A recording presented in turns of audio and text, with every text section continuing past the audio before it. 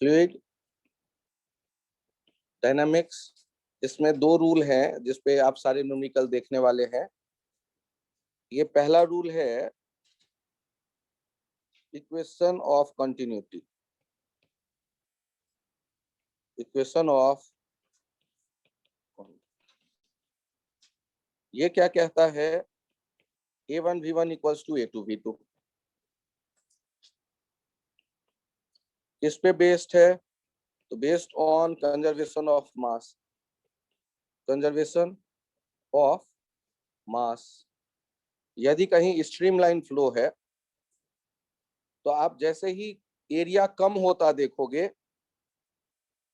तो एरिया के कम होने पर वेलोसिटी के बारे में हम क्या देखते हैं?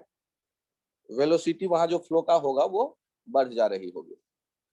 आप किसी पाइप से बगीचे में पानी दे रहे हैं, तो जैसे ही एरिया आप कम कर देते हैं तो पाइप से निकलने वाला जो पानी का फ्लो है, वो जो स्पीड है वो बढ़ जाता है। और दूसरा जो है ये है बर्नौलीज प्रिंसिपल। बर्नौलीज प्रिंसिपल तो ये क्या कहता है? ये कह रहा है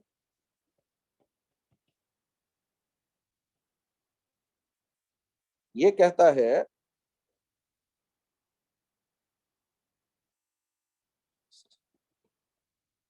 स्टडी और एस स्ट्रीम लाइन फ्लो, स्टडी और streamline flow for steady और streamline flow of incompressible fluid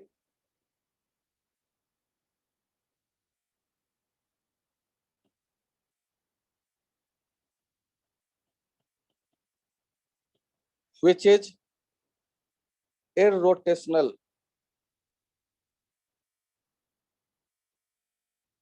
also। irrotational मतलब रोटेशन की टेंडेंसी नहीं है। इनकम्प्रेसिबल मतलब उसका वॉल्यूम आप दबा करके वॉल्यूम कम कर दें, ऐसा नहीं है। और स्टडी फ्लो या स्ट्रीमलाइन फ्लो, जहां कंटिन्यूअस फ्लो हो, जमा ना हो रहा हो पानी, ऐसा जब है तो ये क्या कहता है कि सेम लाइन में, सेम हॉरिजॉन्टल लेवल में जब दो पॉइंट आप चुनेंगे तो सेम लेवल में दो पॉइंट पे P1 plus half rho V1 square ये बराबर हो जाएगा P2 plus half rho V2 square के बराबर हो जाएगा। तो आपके पास मेन ये दो इक्वेशन है, इन्हीं पे अपना न्यूमेरिकल सॉल्व करना है। Pressure plus half rho V square plus दूसरा वाला दूसरे पॉइंट का pressure plus half rho V2 square, ये बराबर होंगे।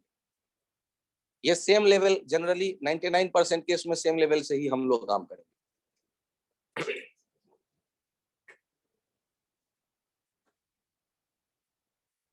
आप एग्जाम्पल चेक करिए, यहां तक क्या नोट कर लिया?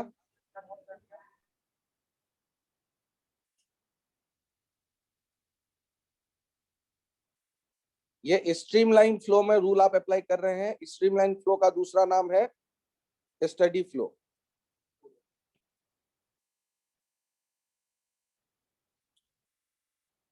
आप एक एग्जाम्पल देखिए कि यदि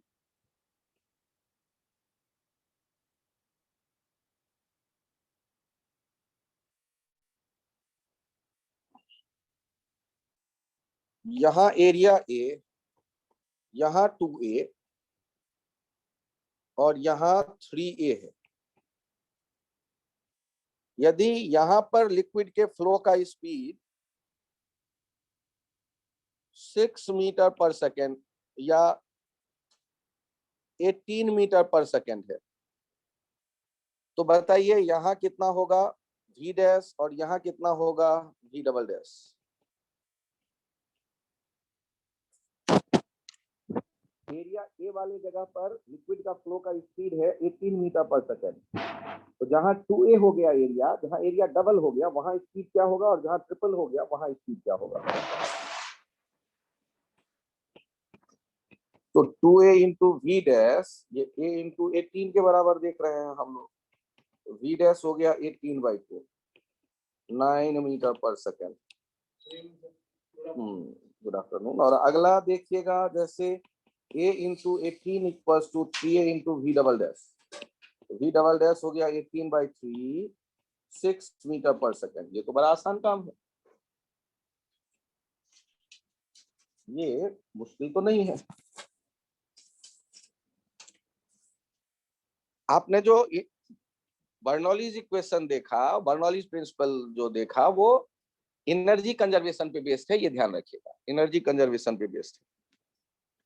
अब यदि मुझे यहाँ ये बताना पड़े कि प्रेशर कहाँ ज्यादा कहाँ कम होगा, ध्यान से देखिएगा। ये है पॉइंट, मान लेते हैं P, यहाँ पर पॉइंट है Q और यहाँ पर पॉइंट है R। आपको क्या लगता है PQR में किस पॉइंट पे प्रेशर ज्यादा होगा और किस पॉइंट पे प्रेशर कम होगा? PQR में किस पॉइंट पर प्रेशर कम होगा और किस पॉइंट पर प्रेशर ज्यादा होगा? तो याद करिए, हमारे पास क्या था relation, P plus half rho V square equals to constant. याद करिए, बर्नौलीज प्रिंसिपल यही कहता है। तो इस दो का प्रोडक्ट यदि कांस्टेंट होता है तो एक बढ़ाएंगे दूसरा घटेगा, और दो का सम भी कांस्टेंट होता है तो एक बढ़ाएंगे तो दूसरे को तो घटना ही पड़ेगा। तो P यदि आप देखेंगे, यदि कहते हैं कि वेलोसिटी को बढ़ाया गया तो प्रेशर क्या हो जाएगा, कम। यहां से ये आप देख सकते हैं। अब मुझे बताइए, ये PQR में कहां पर सबसे ज्यादा प्रेशर होगा? तो Q पे वेलोसिटी सबसे ज्यादा है तो प्रेशर एट Q जो हो जाएगा ये सबसे कम होगा। प्रेशर एट Q ये सबसे कम होगा। उससे ज्यादा प्रेशर कहां देखेंगे आप? प्रेशर एट P जो देख रहे हैं और प्रेशर एट R जो देख रहे हैं। तो प्रेशर एट R वाले पॉइंट पे जो प्रेशर होगा वहां स्पीड सबसे कम है तो प्रेशर सबसे ज्यादा होगा। और आप Q वाले पे देखेंगे, स्पीड सबसे ज्यादा है तो प्रेशर सबसे कम होगा। इसे देखना आप सीखने की कोशिश करिए। हॉरिजॉन्टल लेवल में जहां प्रेशर ज्यादा होगा वहां पर वेलोसिटी क्या हो जाएगी, कम, या जहां वेलोसिटी ज्यादा है वहां प्रेशर होगा कम। ये कंपैरिजन कब एनालिसिस कब काम आएगा, जब हम जानते हो एक ही लेवल में दोनों पॉइंट है। तो मोस्ट ऑफ द टाइम एक लेवल से हमारा काम चल जाएगा, तो एक लेवल पे मैं फोकस कर रहा हूं। यहाँ एक बात पे और गौर करिए कि यदि आपके सामने ये पाइप जो है ऐसे हम देख रहे हैं, इनके दो पार्ट बन गए आगे चल के। ये है, यहां से इंटर कर रहा है 6 लीटर पर सेकेंड और यहां से 2 लीटर पर सेकेंड बाहर आ रही है, स्ट्रीमलाइन फ्लो।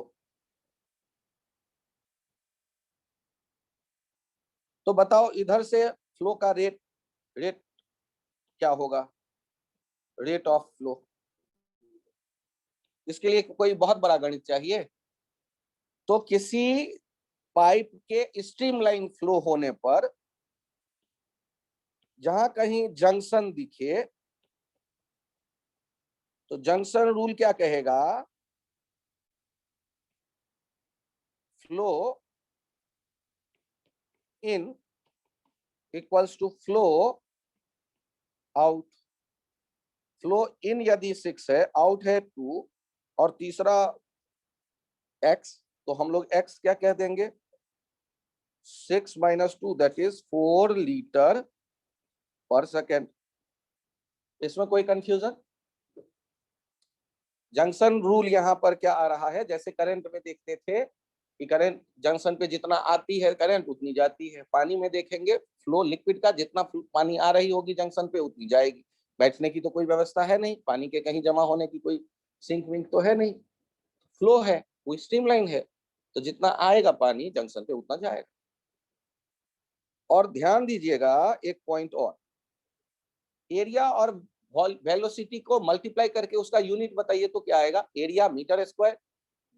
और velocity metre per second, multiply करिए, मीटर क्यूब पर सेकेंड, मीटर क्यूब वॉल्यूम हो गया, तो मीटर क्यूब पर सेकेंड हुआ rate of flow.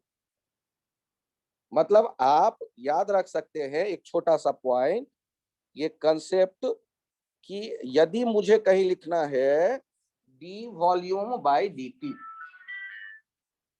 D volume by dt, तो क्या करना चाहेंगे हम,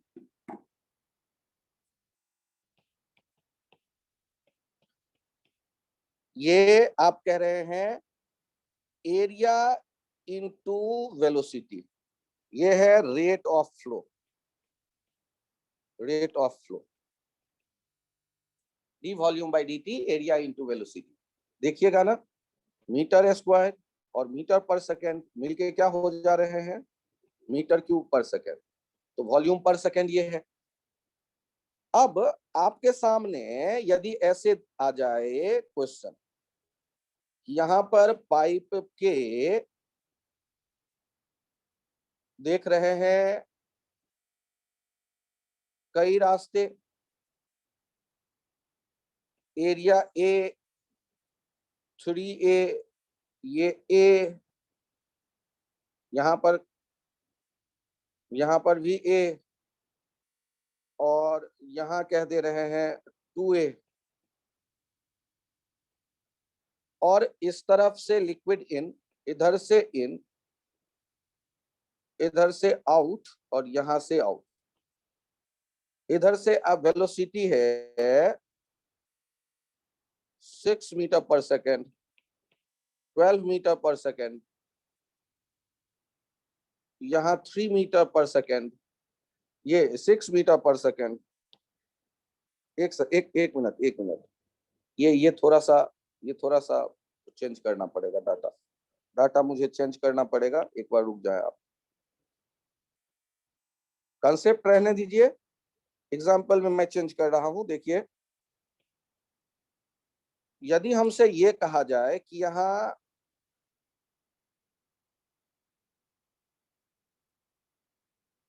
ऐसे आए और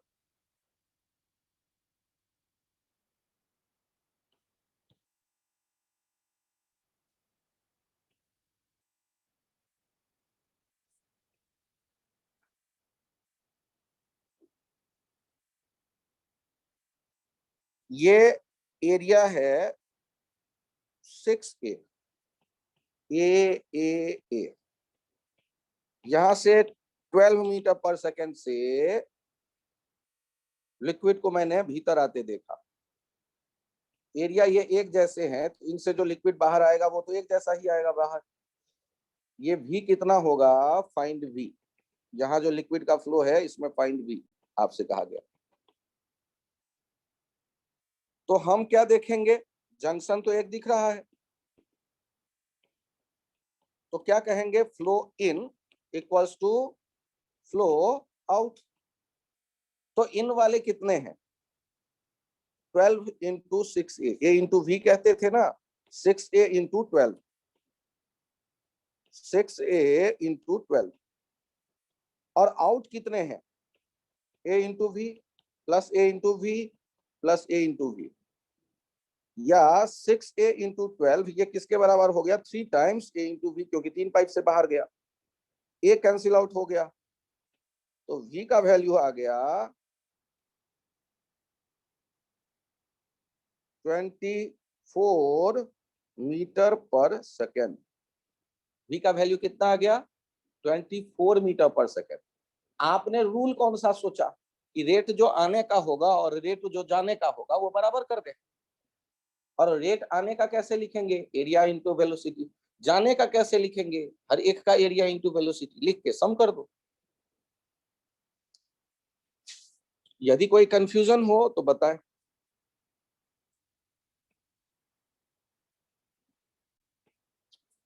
अब ये पॉइंट यदि आपको लगता है कि ओके है,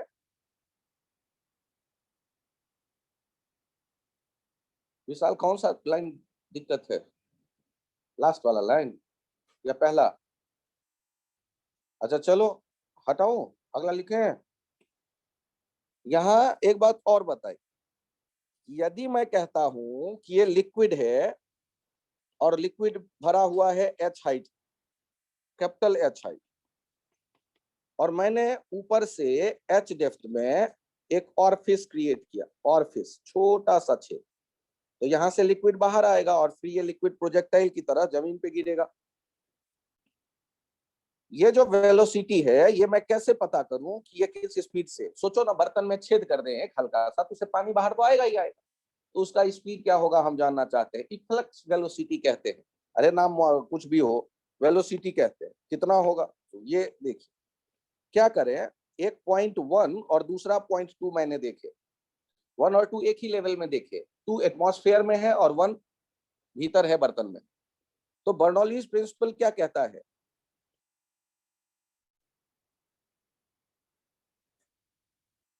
बर्नौलीज प्रिंसिपल की यदि मैं बात करूं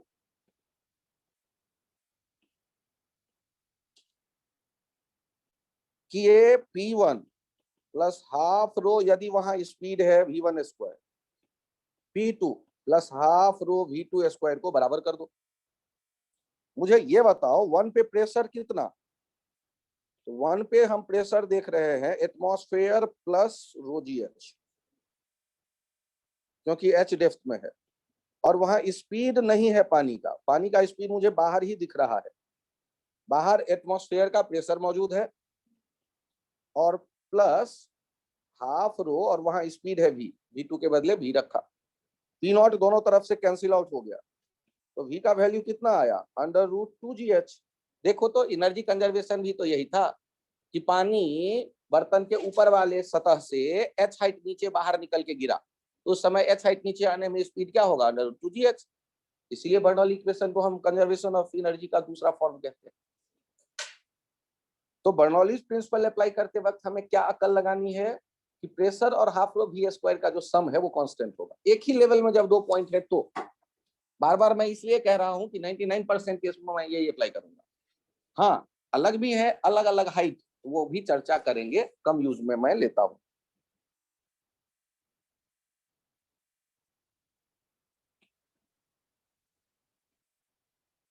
आपसे यदि ये कहा जाए कि यहां पर H पहले जो देखा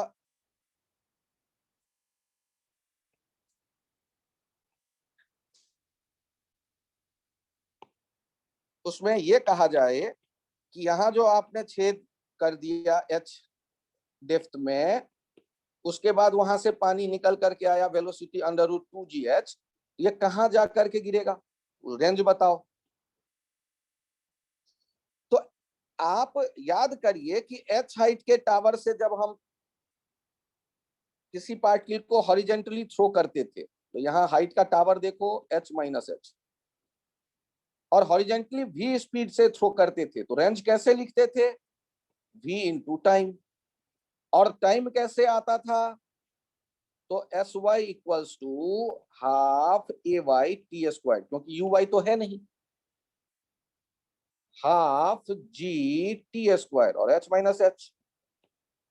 तो टाइम ऑफ फ्लाइट बड़े आराम से आपके सामने आ गया, कितना, तो टाइम ऑफ फ्लाइट आ गया है √2H/g, 2H-H यहाँ पर बाई जी, और रेंज कितना हो जाएगा V इंटू टी, V कितना है √2G स्मॉल h, और रेंज कितना है 2H-H बाई जी, G और G कैंसिल आउट हो गया।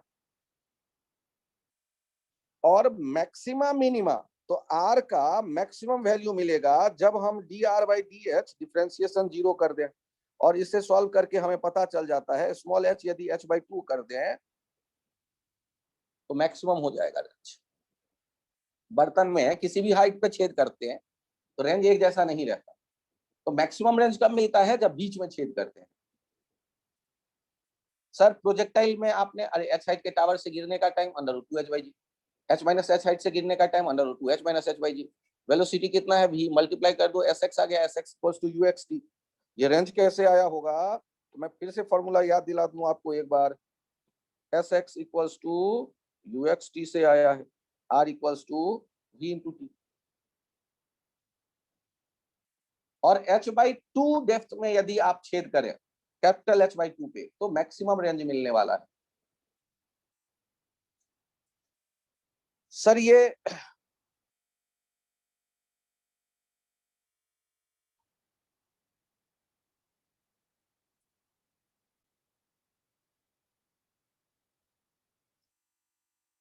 यदि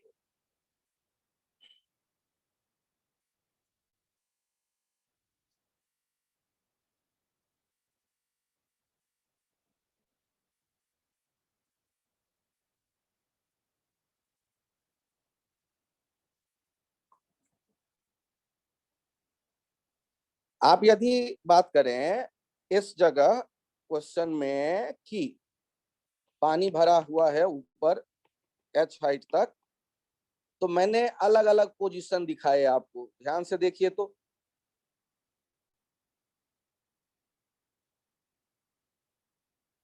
क्या लगता है सबसे आने वाले पानी का स्पीड एक जैसा होगा? सोचो तो, सबसे ज्यादा स्पीड किसमें होगा? सबसे ज्यादा स्पीड किसमें होगा? स्पीड डिपेंड किस पे करता था? √2gh। h बढ़ता जाता था, स्पीड बढ़ती जाती थी, डेप्थ बढ़ता जाता था, स्पीड बढ़ती जाती थी। लेकिन जैसे जैसे नीचे आता गया तो नीचे आने पे हाइट कम होती गई ग्राउंड से छेद की, तो रेंज में वो जो टाइम ऑफ फ्लाइट होता वो कम होता जाएगा। तो आप स्पीड बढ़ाओगे तो टाइम ऑफ फ्लाइट कम होगा। कोई ना कोई ऐसा पॉइंट होगा जहां पर आप दोनों का प्रोडक्ट लेकर के मैक्सिमा देख सकते हैं रेंज का। तो जब इसका ग्राफ देखेंगे ना तो इसका टाइम स्पीड बहुत कम है, टाइम बहुत ज्यादा है। इसका जो है रेंज देखिए, इसका जो है रेंज देखिए, इसका जो है रेंज देखिए। आप यदि और कोई देखते तो शायद ऐसे आता। तो जहां ये h/2 वाला सीन होगा, जहां ये h/2 वाला सीन होगा, वो जो रेंज हमें मिलने वाला है वो रेंज क्या हो जाएगा? मैक्सिमम। और ध्यान रखिएगा कि यदि एक स्मॉल h पे एक आपने डेप्थ में छेद देखा और दूसरा छेद आप देख रहे हैं capital H minus small h depth में, ध्यान दीजिएगा।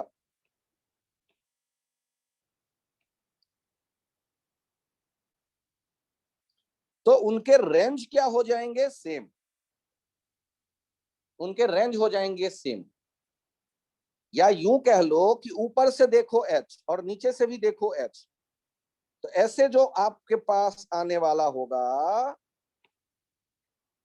ऐसे जो आपके पास आने वाला होगा रेंज दो छेदों से, दो ऑर्फिस से, वो सेम होंगे। एक जो ऊपर से h, नीचे से भी h। और यही आप बढ़ाते जाओ h/2 पे तो दोनों सेम हो जाएंगे, तो वहां दो नहीं मिलेगा, एक ही रेंज होगा, वो मैक्सिमम रेंज होगा।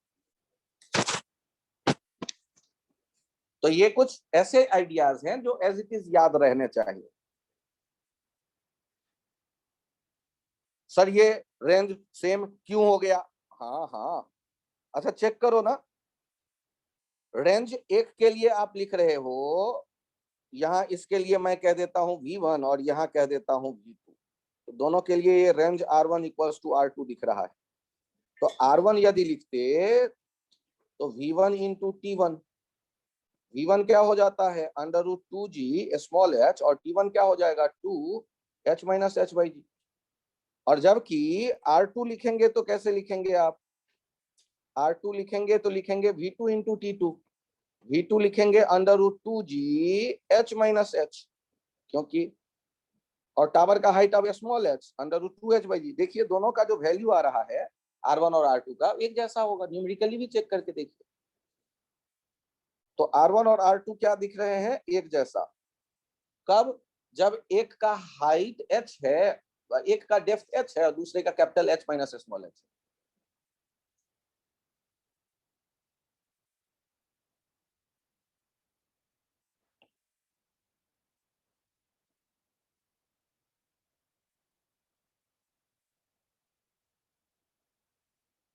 क्या मैं इस पॉइंट को थोड़ा और एक्सप्लेन करूं?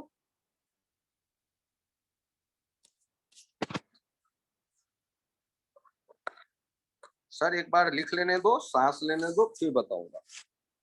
आराम से नोट करिए, सोचिए और फिर बताइए।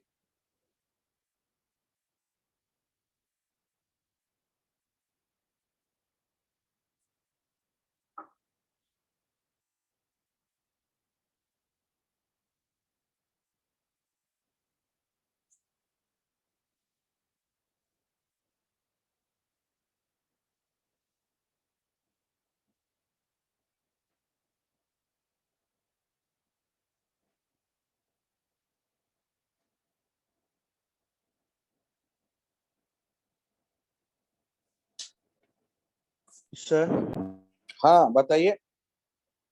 सर ये वाला पॉइंट बताना जो R1 इक्वल टू R2 वाला है।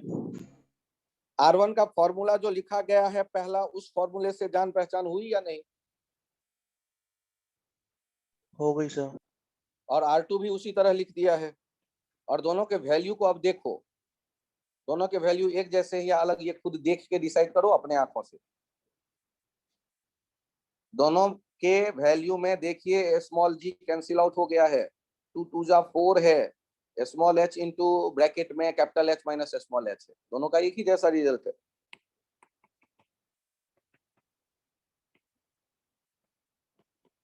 चेक करिए, ये नीचे मैंने एक लाइन और लिख दिया, R1 equals to R2 equals to 4h h minus h, एक जैसा है कि नहीं चेक कर लीजिए, खुद ही दिख जाएगा, है या ओके नहीं सर।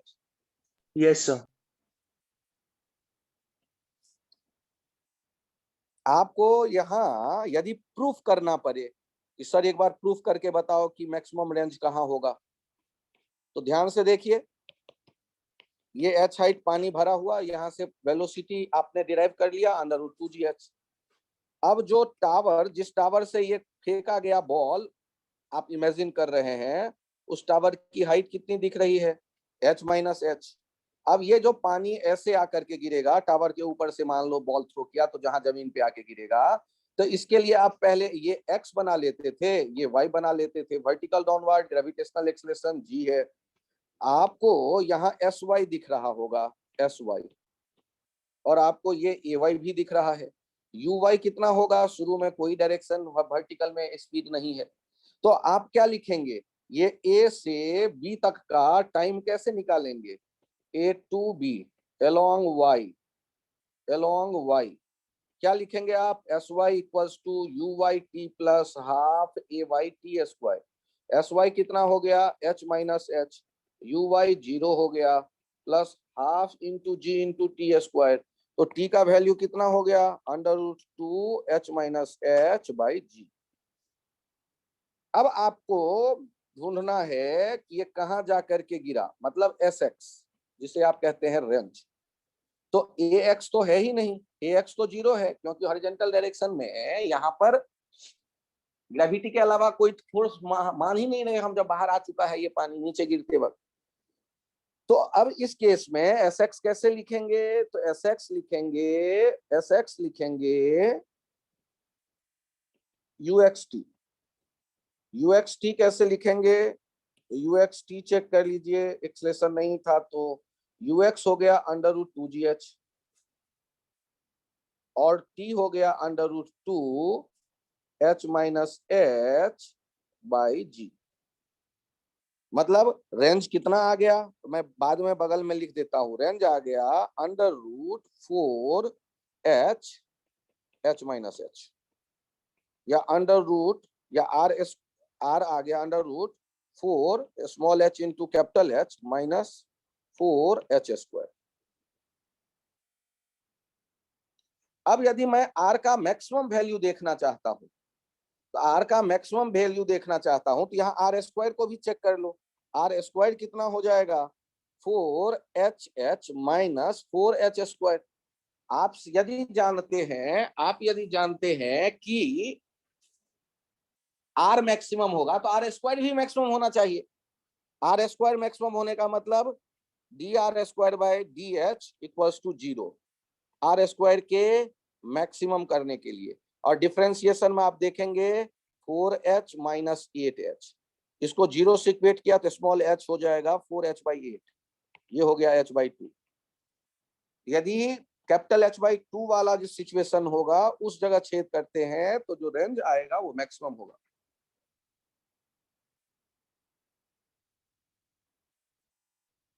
कल भी ये मैंने 2 बार प्रूफ किए हैं, आज भी मैंने प्रूफ किए, और रिजल्ट याद रखना है आपको। प्रूफ भले भूल जाते हैं तो चलेगा। और पूरे फिजिक्स केमिस्ट्री मैथ्स में मैक्सिमा आए तो मैक्सिमा मिनिमा सोचना आपका फर्ज बनता है। सोचिएगा, रिजल्ट आ जाएगा।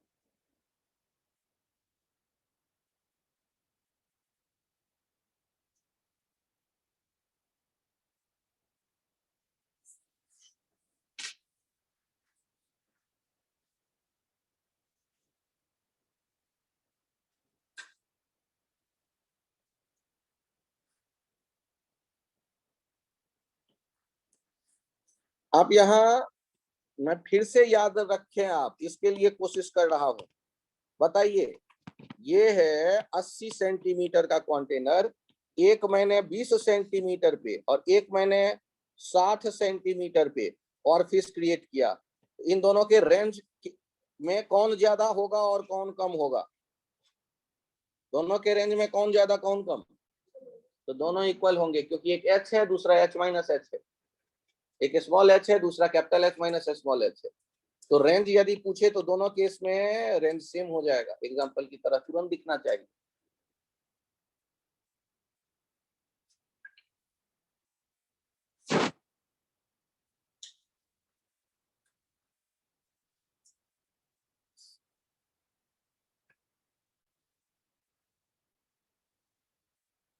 मैक्सिमम रेंज कहां पर छेद करने से आएगा?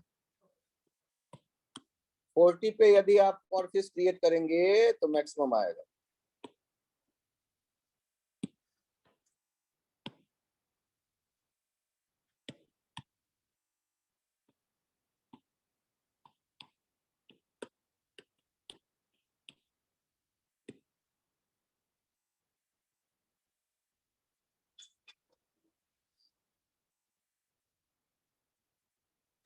क्या मैं हटाऊं इसे?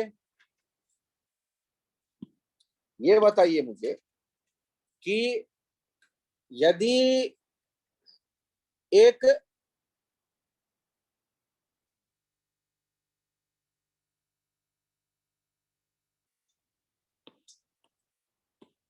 पांच मीटर एक्सक्यूज मी का कंटेनर है और नीचे छेद किया और कंटेनर को रखा हुआ है एक स्टैंड के ऊपर, जो स्टैंड कितना ऊंचा है? जो स्टैंड है 2 मीटर के ऊंचाई का। अब यहां से जो निकल करके आएगा उसका हम रेंज देखना चाहते हैं, तो कैसे पता चलेगा? तो वेलोसिटी देखिए, √2g into h, 10 metre per second. और रेंज कैसे आएगा? अब टाइम ऑफ फ्लाइट कैसे लिखेंगे? √2 इंटू 2/g, √4/10 या 2/√g, 2/√10। और रेंज कैसे आ जाएगा? v into t, 10 into 2/√10, that is 2√10 metre per second, और सॉरी मीटर। तो आपको प्रोजेक्टाइल मिक्स होता दिख रहा है फ्लूइड के साथ।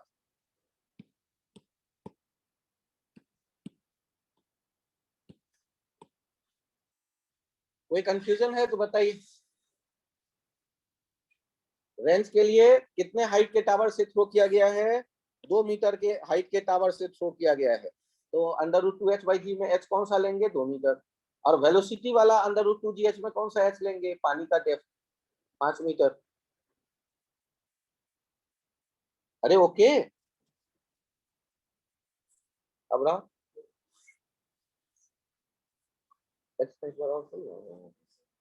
पक्का दे दूंगा। यहाँ आप चेक करें और मुझे बताएं प्लीज कि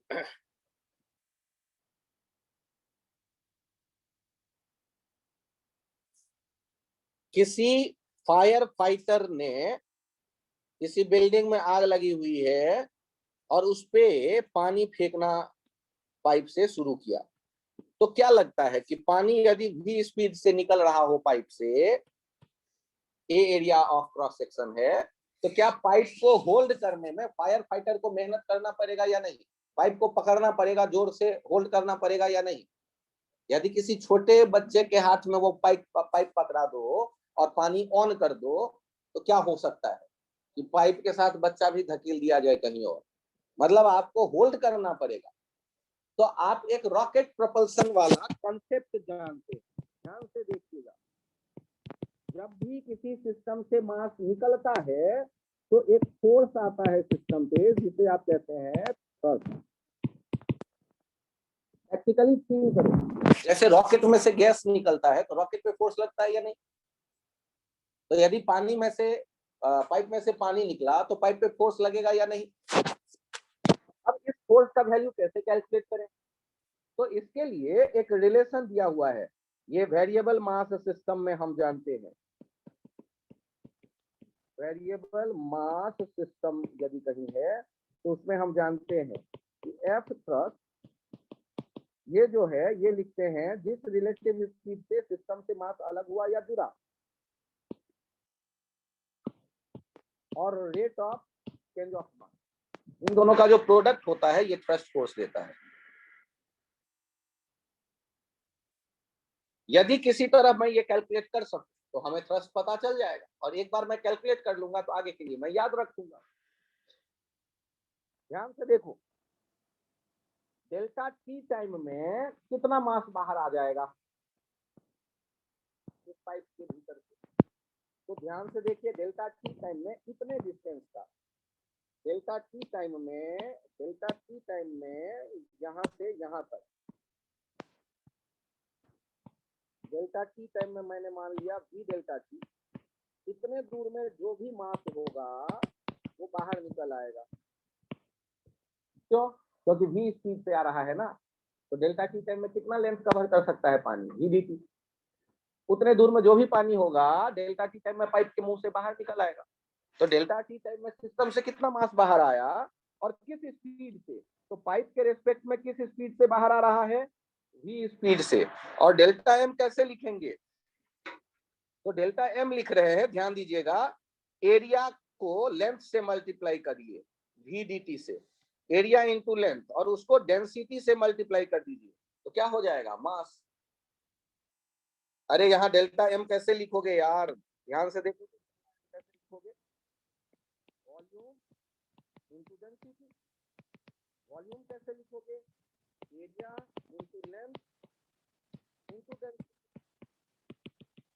एरिया और लेंथ कितना? तो वेलोसिटी इंटू टाइम, ये लेंथ आ जाता है, और डेंसिटी कह दिया रो, तो डेल्टा एम आ गया ये। और delta M by delta T, तो डेल्टा टी कैंसिल आउट होगा या नहीं कैंसिल आउट होगा? तो कितना आ गया? Rho A V square. Thrust force का वैल्यू कितना आ गया? Rho A V square. Pipe से यदि पानी निकलता है तो पाइप को होल्ड करने के लिए आपको फोर्स लगाना पड़ेगा रो ए वी स्क्वायर। कितना फोर्स लगाना पड़ेगा? रो ए वी स्क्वायर। सर मुझे डेरिवेशन नहीं समझ में आया, तो कागज बना लो, चित्र बना दो और 100 बार लिख दो, rho A V square, rho A V square, rho A V square. क्यों? क्योंकि इंपॉर्टेंट एक पॉइंट है कि पाइप से पानी निकलेगा तो पाइप को होल्ड करने में फोर्स लगना पड़ेगा, और फोर्स लगाना पड़ेगा कितना? तो जहां भी सिस्टम में मास पानी आता है या जाता है तो आप कहते हैं ये रो ए वी स्क्वायर। रो है पानी या लिक्विड का डेंसिटी, ये है area of cross section pipe का, जहां से अलग हो रहा है पानी, और वी जो जिस स्पीड से अलग हुआ पाइप के रेस्पेक्ट में।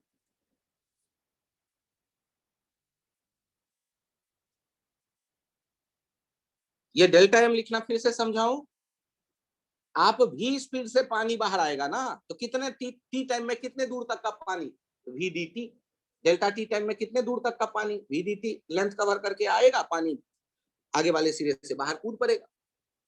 उतने दूर में पानी कितना है? Area into V D T, density से मल्टीप्लाई कर दो, मास आ गया, delta M by delta T, और वी से मल्टीप्लाई कर दो तो थ्रस्ट आ गया। तो सर ये मतलब वेरिएबल सिस्टम के लिए एफ थ्रस्ट का पहला वाला फॉर्मूला हमेशा वैलिड है? हाँ, याद कर जाओ, हमेशा वैलिड। और ये नीचे वाला फॉर्मूला किसके लिए याद कर दूं? तो जहां भी पाइप वाइप हो, पानी वानी निकलता दिखे, वहां ये अप्लाई कर दो। एफ थ्रस्ट, इनको भी 3 स्टार दे दो। ऊपर वाला फॉर्मूला जो है उसको सिर्फ 5 स्टार कर दो और इसको 3 स्टार कर दो। एफ थ्रस्ट का ये वाला जो फॉर्मूला है वो 5 स्टार बहुत जगह यूज होगा, और नीचे वाला जो फॉर्मूला है वो 3 star. F thrust you relative DM by D T 5 star formula है। जहां भी कहीं मास निकले या जुड़े तो थ्रस्ट सोचेंगे।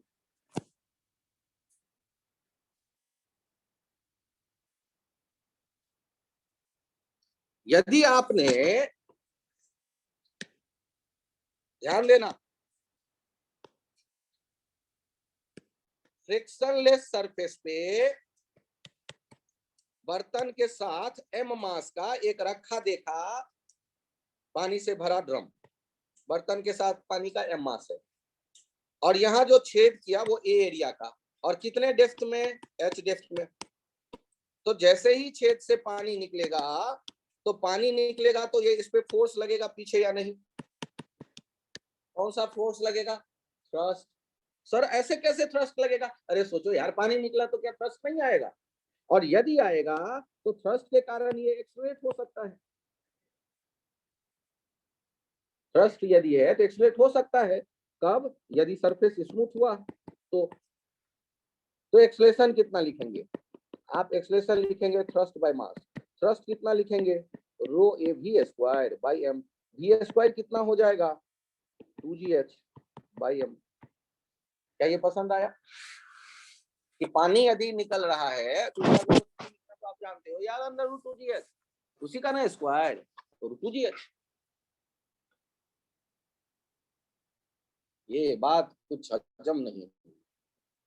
अच्छा, पाइप यदि बर्तन में मैं कुछ ऊपर छेद करता, बेस पे नहीं करके ऊपर कहीं छेद करता, क्या थ्रस्ट उतना ही आता या कम हो जाता? तो ऊपर यदि मैं छेद करता तो स्पीड उससे पानी के निकलने का कम होता, तो थ्रस्ट जो आता वो कम होता, एक्सलेशन जो बर्तन का मिलता वो कम मिलता, उसके कारण उलटने का भी डर रहता।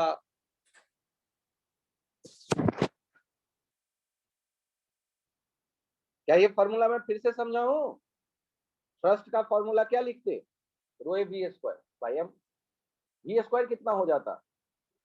2gh by M. बस इतनी सी बात। फिर से सोच के जवाब दीजिएगा, जल्दबाजी में मत जवाब दे दीजिएगा कि यदि मैंने बर्तन में 2 छेद देखे, एक यहाँ ए एरिया का और एक यहाँ भी ए एरिया का, आप बताओ तो किधर जाएगा ये बर्तन? स्मूथ सरफेस है, लेफ्ट जाएगा या राइट जाएगा? क्या उम्मीद करते हो? एक्सप्रेशन का डायरेक्शन किधर होगा? ये लेफ्ट जाना चाहिए, इसे एक्सप्रेशन इसका लेफ्ट की तरफ होगा या राइट की तरफ होगा? कौन सा होगा ये डायरेक्शन बताओ, या कहीं नहीं जाएगा? अच्छा ठीक से सोचो, वेलोसिटी ये वाला ज्यादा है या ये वाला वी डैश वाला ज्यादा है? वेलोसिटी किस पे डिपेंड करता है? तो डेप्थ पे। डेप्थ देखो तो V dash under root 2gh dash और v अंडर रूट 2gh। तो जो थ्रस्ट होगा यहाँ रो ए वी स्क्वायर, और जो थ्रस्ट होगा यहाँ रो ए वी डैश स्क्वायर। बताओ तो कौन सा थ्रस्ट ताकतवर हो जाएगा? जो नीचे है, और जो नीचे है तो इसलिए ये एक्सप्रेशन होगा, ये नहीं होगा। ये मुश्किल काम तो नहीं है यार। अब आप दिखा क्या विशाल, तुम्हें भी समझ में आया क्या ये? लगता है एक बार और समझाऊं? पक्का?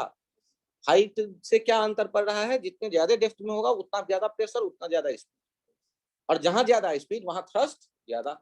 एरिया तो मैंने सेम दिया है, अलग देते तो न्यूमेरिक कैलकुलेट करके देखते कौन बड़ा कौन छोटा।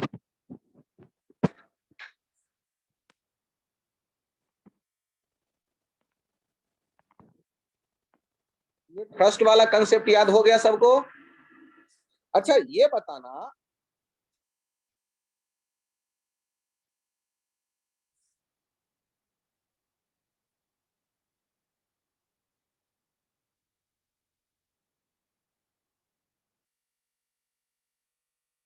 जिन लोगों को ये समझ में आया हैंड राइज करें स्टूडेंट्स। ठीक है, बहुत बढ़िया। महिषा के तब सोम आदित्य पलक प्राप्ति दिव्यांग से वेदांत भव्य आदिम कीर्ति आर्यन।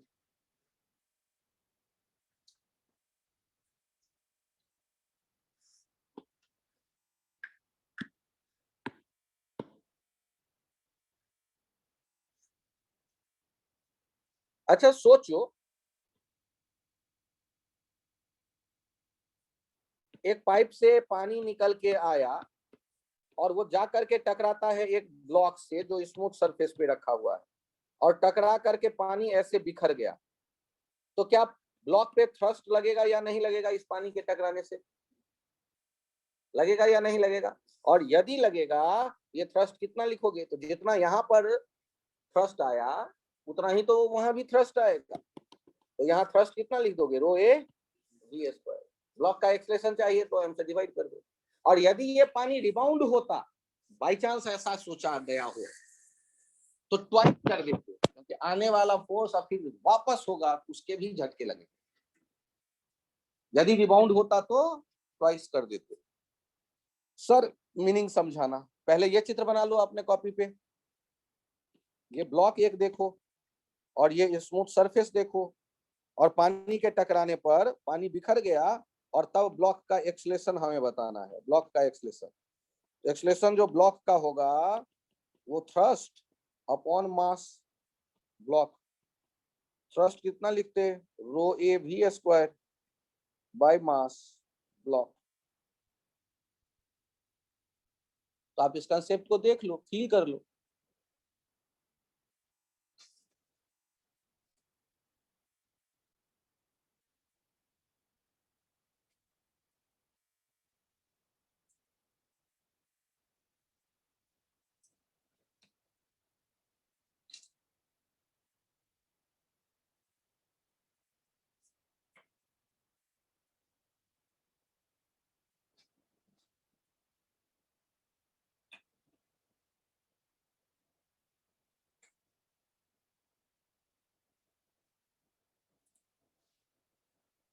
क्या मैं फिर से चित्र बना के समझाऊं?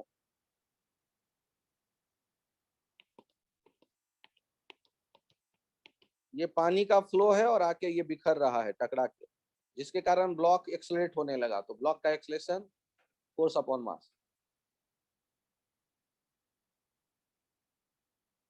और पानी का थ्रस्ट जैसे पाइप पे आएगा वैसे ही ब्लॉक पे आया।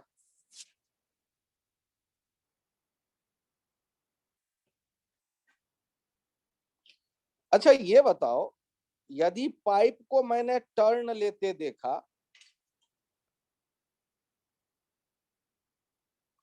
तो इसमें एक तो आते देखो और एक जाते देखो पानी को। तो यदि किसी गेंद से मैं हिट करूं, तो जिधर वो हिट करेगा उधर थ्रस्ट आएगा।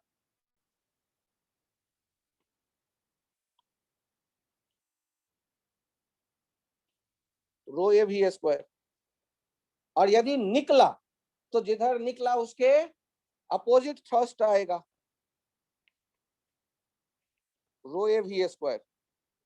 तो नेट थ्रस्ट कितना हो जाएगा? ये हो जाएगा rho A V square into root two. 90 degree पे है पाइथागोरस थ्योरम। कॉर्नर पे आप जब पाइप देखते हो दीवार पे लगाया गया रहता है पानी के फ्लो वाला, तो उसमें क्लैंप लगाते हैं। तो क्लैंप लगाते हैं इन्हीं सब फोर्सों को बैलेंस करने के लिए। जब भी पानी का फ्लो होता है तो वहां पे ये फोर्सेस रहते हैं, और कॉर्नर जहां है वहां जरूर देखोगे कि क्लैंप लगा दिखता है। आप यदि घर में पाइप बिछाया गया होगा, घर बनाते समय आपने ध्यान दिया होगा, तो क्लैंप लगा दिखेगा। क्लैंप केवल ये नहीं कि दीवार पे रोक के रखना है, उसका ये भी है वहां फोर्सेस है, हमेशा आते हैं जैसे पानी फ्लो करता है।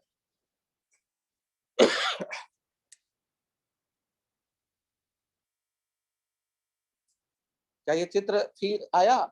एक तरफ से आके हिट किया को जा करके, और एक से निकला। किसी बोट पे खड़े हो और जंप लेते हो किनारे की तरफ, तो बोट अपोजिट जाएगी ना।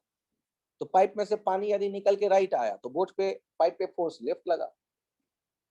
यदि ऊपर की तरफ पानी पाइप में इंटर करता है तो ऊपर उसी डायरेक्शन में पाइप में फोर्स फील आया होगा, एक तो जुड़ना हुआ और एक अलग होना हुआ। ठीक, अच्छा सोचो, डायग्राम को मैं थोड़ा सा चेंज करूं,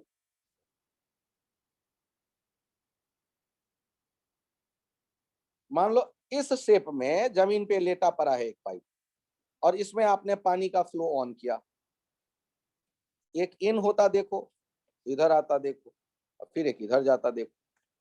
तो बताओ पहले वाले ये पाइप में क्या कोई रोटेशन की टेंडेंसी भी आएगा इस पूरे पाइप में?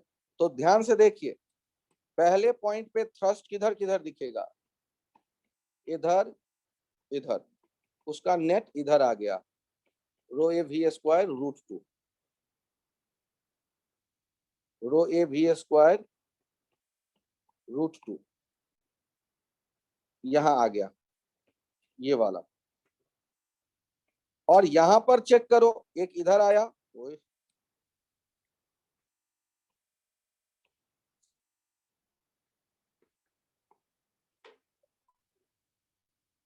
एक सेकंड, एक थ्रस्ट इधर आया और एक थ्रस्ट इधर आया, इनका रिजल्टेंट इधर। तो आप चेक करो ना कि एक ये और एक ये नेट फोर्स ऐसे आ रहे हैं, इन दोनों का नेट यहां आया और इन दोनों का नेट यहां आया, और इसके कारण रोटेशन की टेंडेंसी कैसे आएगी?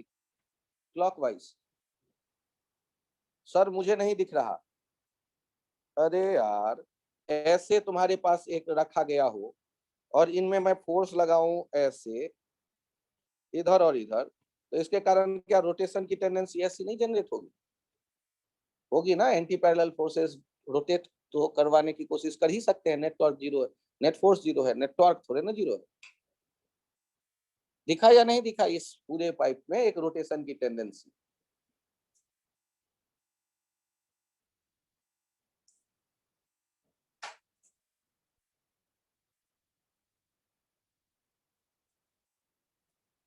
आप इस डायग्राम को भी चाहें तो बना लें कॉपी पे।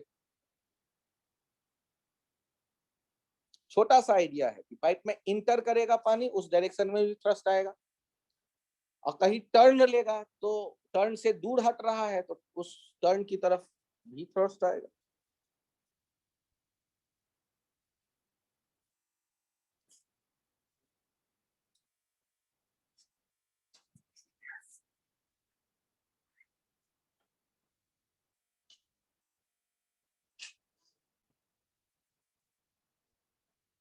यदि दो अलग अलग या तीन अलग अलग तरह के लिक्विड मैंने एक बर्तन में रखे, देखिए एच एच एच, ये रो, ये 2 रो और ये 3 रो,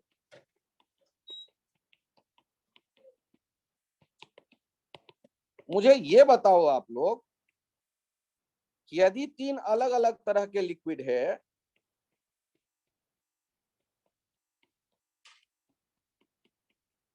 तो हम यदि यहां इस जगह कहीं पर छेद करें और वेलोसिटी जानना चाहें, ध्यान देना ये कितना लेंथ नीचे है, तो यहां से मैंने कह दिया मान लो h/3 और ये h,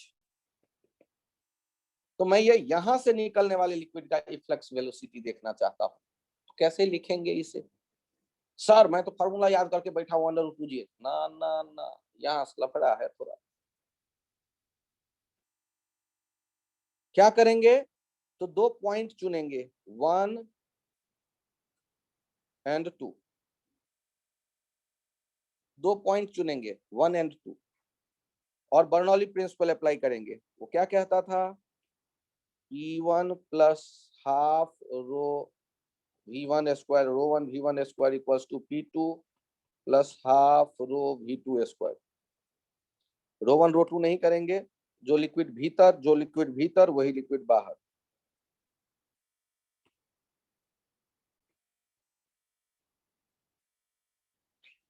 लेकिन लफड़ा क्या है, ये तो प्रिंसिपल था ना, Bernoulli's principal.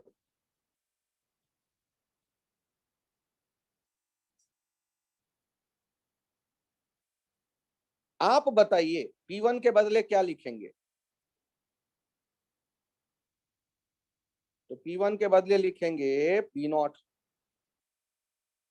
Plus rho G H plus 2 रो जी एच या H/3 H/3 plus half into 2 rho into 0 square, क्योंकि वहां वेलोसिटी भीतर नहीं है, और 2 रो इसलिए क्योंकि वो लिक्विड 2 रो वाला है। और राइट साइड में क्या लिखेंगे? वो तो एटमॉस्फेयर में आ गया, P0 प्लस हाफ, और ये कितना? 2 रो। 2 रो क्यों लिखोगे? क्योंकि 2 रो वाला ही लिक्विड भीतर से तो बाहर आया है। अब इन्हें सॉल्व मैं करना चाहता हूं, तो P0 तो दोनों तरफ से भगा दो, रो जी एच प्लस 2 रो जी H/3, 5 रो जी H/3, 5 रो जी H/3, और ये हो गया रो V स्क्वायर। रो भी कैंसिल आउट हो गया, V का वैल्यू हो गया अंडर रूट 5 GH/3। तो कोई कहेगा कि सर मैंने तो फॉर्मूले याद कर लिए, तो याद कर लिए तो ये क्वेश्चन थोड़े ना बनेगा। ये क्वेश्चन किन से बनेगा? जिनको डिटेल, जिनको ये बर्नौली का फील है, लिख सकते हैं, जो जानते हैं P1 का मतलब क्या, जो जानते हैं रो कौन सा। नहीं जानेंगे तो फिर मिस कर जाएगा।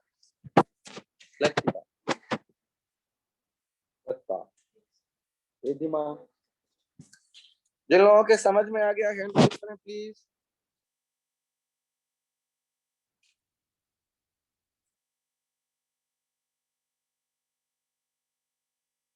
बहुत बढ़िया।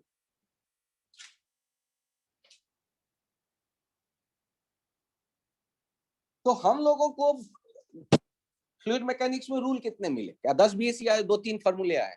2-3, इसी पे सारे क्वेश्चन बनाने हैं यार, कोई लफड़ा ही नहीं।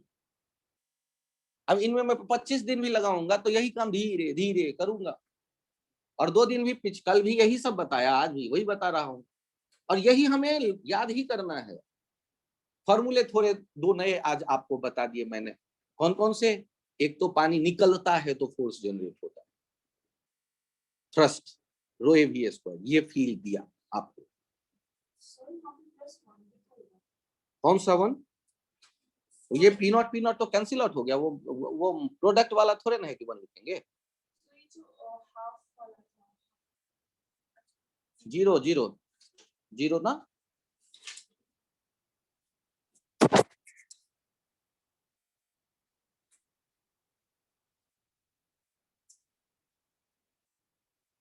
यहां तक में आपको लग रहा है कि कोई कंफ्यूजन है तो बताएं।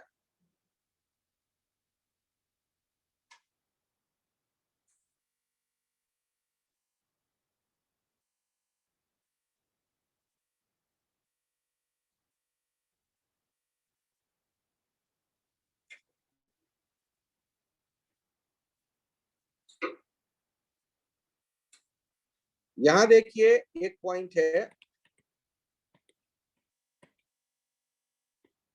और दूसरा पॉइंट है ये 2, ये 1 और ये 2। तो 1 और 2 वाले पॉइंट के मैं इक्वेशन का रिलेशन कैसे लिखूंगा उसके बारे में मैं समझा रहा हूं, कंसेप्ट।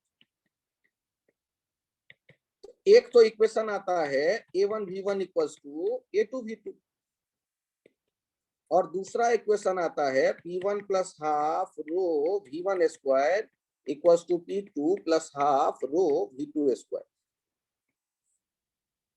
आपको 1 और 2 में क्या लगता है कहां पर प्रेशर ज्यादा होगा? जहां एरिया कम है वहां वेलोसिटी ज्यादा, और जहां वेलोसिटी ज्यादा वहां प्रेशर कम। तो 1 पे एरिया ज्यादा, वेलोसिटी कम, वहां प्रेशर ज्यादा। वैल्यू चाहिए तो ये 2 इक्वेशन है, सॉल्व करेंगे निकल आएगा।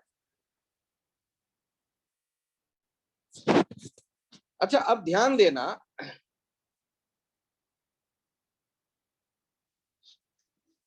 इसको पहले फील कर लो ठीक से, और यदि मैं प्रेशर का डिफरेंस देखना चाहता हूं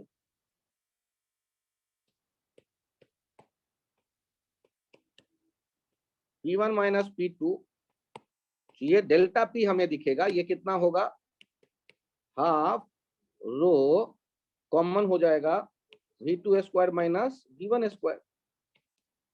और आप चाहें तो वेलोसिटी को भी रिप्लेस करना चाहें, कोई एक वाला वेलोसिटी लेके, तो V2 स्क्वायर के साथ वो भी कॉमन आ जाएगा, 1 माइनस V1 के बदले रख देंगे A2 upon A2 square by A1 square, A2 square by A1 square. क्या ये क्या समझ में आया? V2 के बदले रख देंगे, V1 के बदले रख देंगे A2 V2 by A1, V1 के बदले रख देंगे A2 V2 by A1, A2 square by A1 square वहां छूट जाएगा, V2 स्क्वायर कॉमन चला है।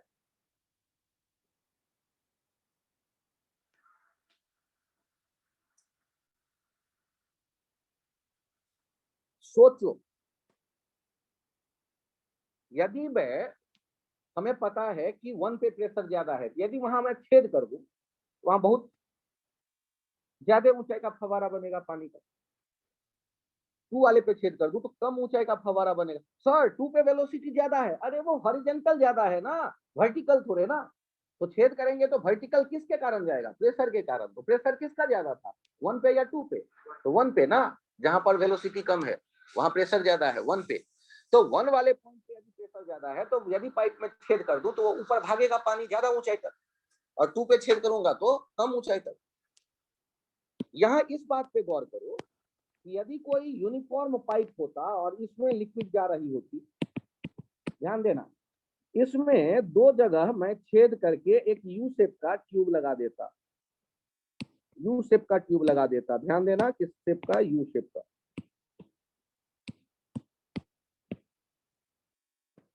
ध्यान देना। तो आपको क्या लगता, उस यू शेप में मैंने पहले से मरकरी भर के रखा हुआ है, और जैसे ही मैंने अटैच कर दिया तो मरकरी जो भर के मैं रखा हुआ होऊंगा, किस आर्म में ज्यादा ऊंचाई का दिखेगा और किस आर्म में कम ऊंचा दिखेगा मरकरी, या दोनों आर्म में एक जैसे ऊंचा दिखेगा? तो आप मुझसे पूछोगे कि सर आपको ये शक क्यों है, आपको सर ये शक क्यों है कि मरकरी जो है अलग अलग ऊंचाई का भी हो सकता है? आप मुझसे ये पूछ सकते हो। तब मैं याद दिलाऊंगा कि यार ऐसा भी तो हो सकता है कि उसके भीतर जो लिक्विड गया, उसके भीतर जो लिक्विड गया थोड़ा सा, वो धकेलने की कोशिश करेगा। तो अभी जो 1 और 2 पॉइंट है, उसके प्रेशर के बारे में आप क्या कहोगे, V1 और V2 के बारे में क्या कहोगे, एक जैसा या अलग अलग? एक जैसा। तो प्रेशर P1 और P2 के बारे में क्या कहोगे, एक जैसा या अलग अलग? एक जैसा। अब जब आपको पता है कि P1 और P2 एक जैसा, तो दोनों जगह जो धकेलने का टेंडेंसी होगा वो एक जैसा होगा या अलग अलग? एक जैसा। तो मरकरी का हाइट इस यू शेप में एक जैसा दिखेगा या अलग अलग दिखेगा? सेम दिखेगा, इसमें तो कोई खास बात नहीं। लेकिन यदि ऐसा करूं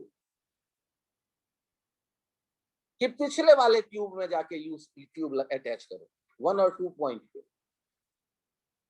सर क्या मतलब? पिछले वाले ट्यूब में मैं गया, फिर से देखो, आपको शायद याद आ जाए पिछला वाला जो डायग्राम है आपके कॉपी पे, और मैंने यू शेप का जो ट्यूब लगाना है वो ऐसे लगाया। अब सोच समझ के जवाब देना, क्या अब भी दोनों आर्म में एक जैसा मरकरी कॉलम का हाइट दिखेगा या अलग अलग? अब अलग अलग देखने के पीछे का लॉजिक बताओ मुझे कोई सॉलिड सा। हाँ, तो 1 और 2 के प्रेशर की यदि मैं बात करूंगा तो 1 पे प्रेशर ज्यादा है, तो 1 पे प्रेशर ज्यादा है तो वो ज्यादा मन से ज्यादा मेहनत से धकेलेगा, जबकि 2 वाला जो प्रेशर है ये लेस देन P1 है।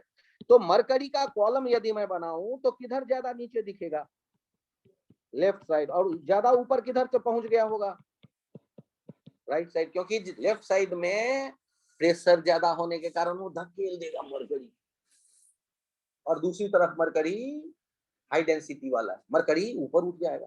तो हमें क्या आंखों से दिख जाएगा हाइट में डिफरेंस? हाइट में जो डिफरेंस है वही तो यहाँ के प्रेशर का डिफरेंस होगा,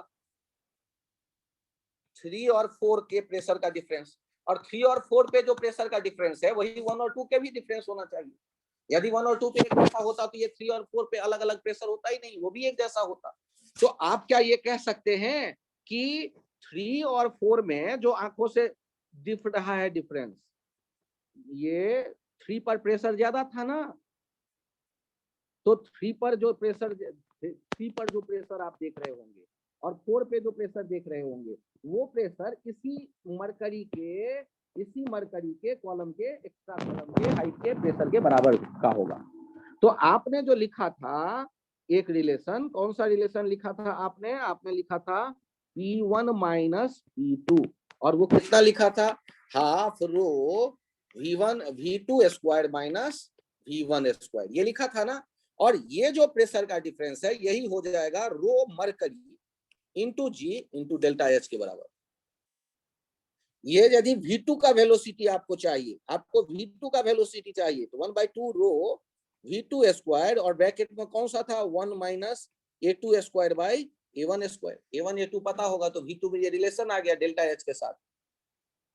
जितना प्रेशर 1 और 2 का डिफरेंस है वही दिखेगा मरकरी के कॉलम में डिफरेंस। यदि 1 और 2 बराबर होते तो यू ट्यूब में मरकरी के कॉलम का हाइट भी दोनों आर्म में एक जैसी होती। उस ट्यूब में जो लिक्विड आया होगा उसके डेंसिटी मरकरी के रिस्पेक्ट में बहुत कम है, उसके कॉलम के प्रेशर को हम नेग्लेक्ट कर दे रहे हैं, इसीलिए उस डिटेल में नहीं जा रहे। तो आंखों से जो मरकरी कॉलम के हाइट में डिफरेंस दिख रहा है रो जी एच, रो मरकरी वाला जी एच डेल्टा एच, वो किसके बराबर होगा, 1 और 2 के प्रेशर के डिफरेंस के बराबर होगा, जो पिछले वाले फॉर्मूले से आपने डिराइव किए हैं, इक्वेशन कंटिन्यूटी और प्रिंसिपल बर्नौलीज प्रिंसिपल। अरे मैं और समझाऊं क्या, या पॉइंट दिखा थोड़ा सा। यहां पर सोचो आपके बाइक का पेट्रोल आज खत्म है और आपके दोस्त के बाइक के टैंक में पेट्रोल भरा हुआ है, ये तो बड़ा नाइंसाफी है। तो आप चाहते हो कि थोड़ा सा उस दोस्त के बाइक के भार को कम कर दें, कुछ पेट्रोल अपने बाइक में डाल लें। तो क्या करोगे, पेट्रोल का चाबी भी ले आए दोस्त से, वो ऊपर से मैं निकालना चाहता हूँ, तो ऊपर खोला भी और उसके बाद क्या किया, मग्गा लाके उसमें डाला। अरे तो मग्गा डालने का तो जगह है नहीं, तो पाइप डाला। तो पाइप डालकर आप हल्के से उसे खींच कर छोड़ दो नीचे, टैंक से नीचे वाले लेवल में, और वहां कोई मग्गा रख दो तो उसमें जमा हो जाएगा, वो आने लगेगा कंटिन्यूअस फ्लो। अब उस थ्योरी पे थोड़ा सा काम करते हैं, थोड़ा सा। सर थोड़ा सा ही क्यों, अरे थोड़ा से भी चल जाएगा काम, रुक जाओ। यदि आप देख रहे होंगे ऐसे, तो इसमें भी बिना ज्यादा अकल लगाए एक सीधा सीधा आइडिया याद रखिएगा कि यदि एक यूनिफॉर्म पाइप आपने उठाया, अपने दोस्त के बाइक के कंटेनर में डाला और उसका दूसरा सिरा आपने नीचे कंटेनर के, खाली कंटेनर के ऊपर छोड़ा, एक बार सुशांत डागर बालक आज मैं हूं, टेंशन ना लो, 2 क्लास तो कम से कम ध्यान से सुनो। और कल भी डिस्कशन में जब आप 3:30 बजे ऑनलाइन जुड़ेंगे 3:30 पे, सॉरी कल, हाँ 3:30 पे, तो 3:30 से लगातार आप डिस्कशन में कंटिन्यू रहिए मेरे साथ, 2 लेक्चर। यदि एक लेक्चर में डिस्कशन आप करते हैं तो अगले लेक्चर में होगा तो आधे घंटे, 2 लेक्चर नहीं करके आधे घंटे में कुछ पढ़ा दूं, ये लास्ट में मैं फिर बताऊंगा। अभी आप ध्यान से बैठे रहिए। कितना टाइम हुआ है, 4:45 ना, 6 बजे 5:45 तक बैठने की पेशेंस बना के रखिए। थक गए हो तो मैं 10 मिनट का ब्रेक दे दूंगा अभी, लेकिन वो 5 मिनट 10 मिनट के बाद 5 बजे ब्रेक देता हूँ। यहाँ देखिए, यहाँ से जो लिक्विड को आते देखोगे तो डिराइव तो जो भी हो, आपको पता है ना कि बर्नौली इक्वेशन जो होता है वो बर्नौली इक्वेशन एनर्जी कंजर्वेशन है। तो हाइट कोई भी हो, आप कौन से हाइट पे फोकस करिए कि ये वाला जो लेवल है और ये वाला जो लेवल है जहां लिक्विड आया, इसमें जो हाइट है h, ये वेलोसिटी हो जाएगा √2gh। एनर्जी कंजर्वेशन तो यही कहता है ना कि लिक्विड का ऊपर वाला मॉलिक्यूल ये नीचे गिर रहा है पाइप से, तो कितना हाइट नीचे आया, ये जो हाइट है लिक्विड का ऊपर वाला लेवल भरे हुए बर्तन में और खाली बर्तन में ऊपर पाइप जहां है, वो पाइप का खुला हुआ सिरा, उन दोनों के बीच में जो हाइट है, वो हाइट लेके वेलोसिटी आप लिख सकते हैं √2gh।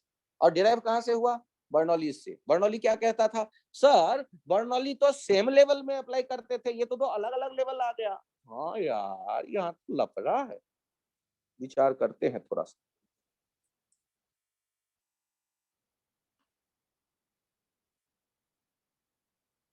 सर आप बार बार ये भी कह देते हो बर्नौली एनर्जी कंजर्वेशन है, एनर्जी कंजर्वेशन है, देखा तो नहीं आज तक।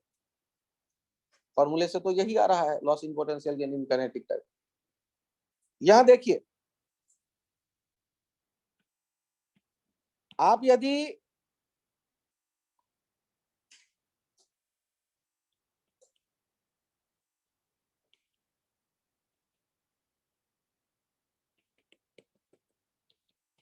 बर्नौली प्रिंसिपल के बारे में देख रहे हैं प्रूफ, तो प्रूफ जो है दो डिफरेंट लेवल के लिए हम लोग यहाँ चेक करते हैं।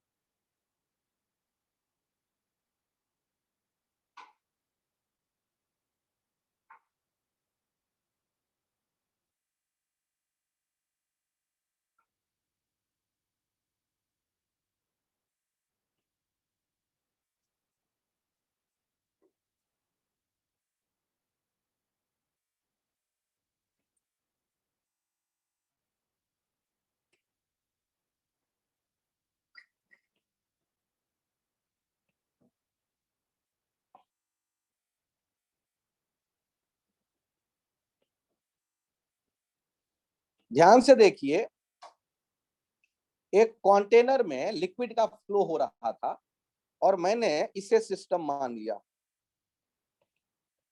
ये ग्रीन वाले को सिस्टम मान लिया।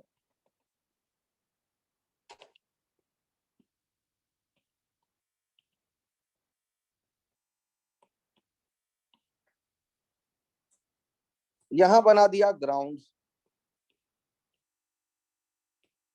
यहां पर जो प्रेशर होगा ये देख रहे हैं P1 इंटू ए, यहाँ A1, और यहाँ जो वेलोसिटी होगा लिक्विड का वो देख रहा हूं V1। यहाँ पर सामने से रोकने की कोशिश करता होगा P2 इंटू ए, और जो वेलोसिटी है निकल के आने का वो है V2। इनके हाइट के बारे में मैं बात करता हूं तो ये कह देता हूं H1, और यहाँ जो लिक्विड आ रहा है इस जगह जो हाइट है दैट इज H2। और हम लोग जानते हैं work done, work equals to gain in potential energy plus gain in kinetic energy. जो सिस्टम पे वर्क डन किया जाएगा वो काइनेटिक एनर्जी और पोटेंशियल एनर्जी के गेन के बराबर होगा। मैंने देखा कि ऊपर धकेला जब गया पानी को तो वर्क डन करने वाला काम कर रहा होगा F1 delta S1 minus F2 delta S2। अब आपके मन में ये विचार आएगा कि सर ये F1 और F2 वाले जो सिस्टम पे वर्क डन हम देख रहे हैं किया जा रहा है, एक प्लस और एक माइनस कैसे आया, तो नीचे वाला देखो ना, जिधर जा रहा है उसी तरफ फोर्स लग रहा है, ऊपर वाला रोकने की कोशिश कर रहा है सिस्टम पे अपोजिट, एक प्लस और एक माइनस। और ये गेन पोटेंशियल एनर्जी में क्या लिखेंगे, तो गेन लिखने के लिए मैं तो सिंपल सा लॉजिक कहता हूं, delta M mass delta M G H2 minus H1। Delta M को H2 हाइट पर पहुंचा दिया गया H1 से, H1 हाइट से H2 हाइट पे पहुंचाया आपने। और अगला पॉइंट देखिए, काइनेटिक एनर्जी में कैसे लिखेंगे, half delta M V2 square minus V1 square, ये भी गेन इन काइनेटिक एनर्जी हो गया। अब यहां देखिएगा, ये जो F1 है वो F1 कैसे लिख रहे हैं, तो P1 into A1 delta S1, और ये F2 के साथ ये P2 A2 डेल्टा S2। अब मुझे ये बताइए, एक ही वॉल्यूम है ना जो यहां से नीचे से ऊपर धकेल कर हमने भेजा स्ट्रीमलाइन फ्लो के कारण। तो सेम वॉल्यूम की यदि मैं बात कर रहा हूं तो उसको मैं वॉल्यूम कह दूंगा। और ध्यान से देखिएगा, Mg H2 - H1 और plus half delta M V2 square minus V1 square.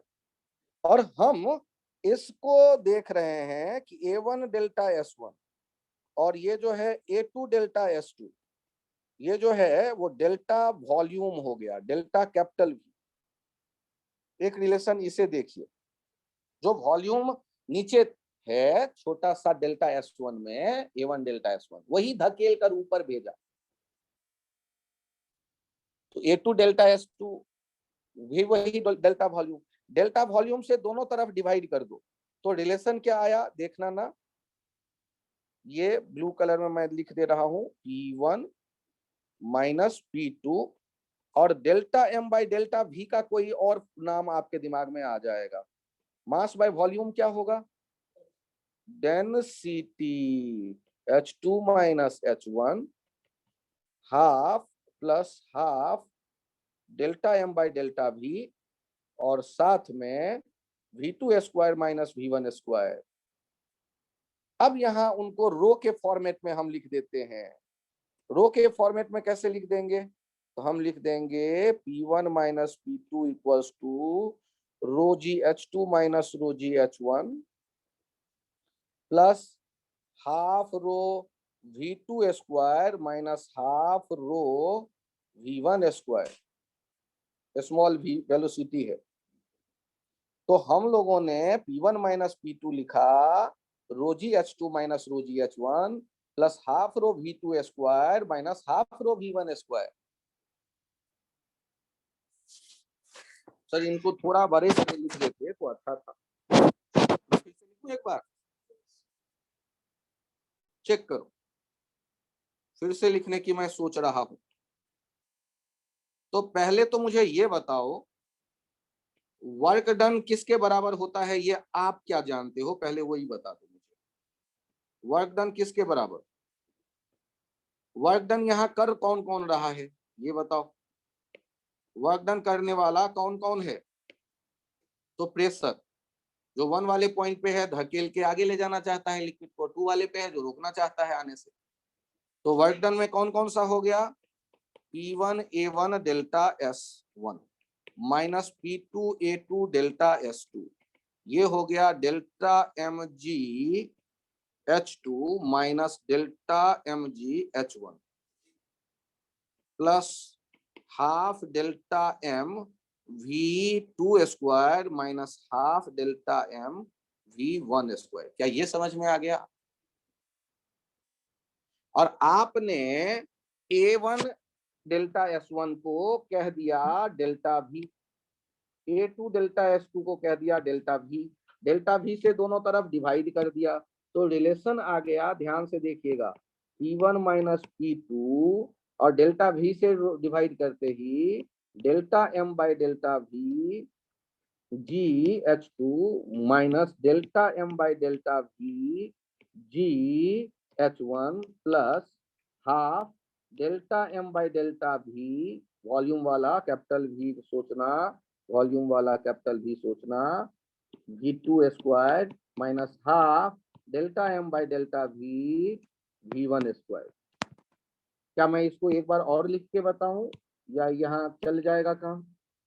और delta M by delta V को क्या कह देते हैं? डेंसिटी।